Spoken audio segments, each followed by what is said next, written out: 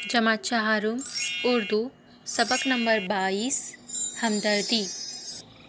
टहनी पे किसी शजर की तन्हा बुलबुल था कोई उदास बैठा, कहता था कि रात सर पे आई, उड़ने चुगने में दिन गुजारा।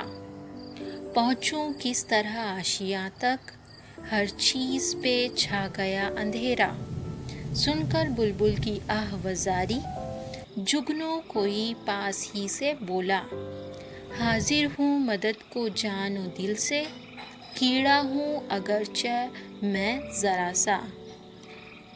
क्या गम है जो रात है अंधेरी, मैं राह में रोशनी करूँगा। अल्लाह ने दी है मुझको मशअल, चमका के मुझे दिया बनाया।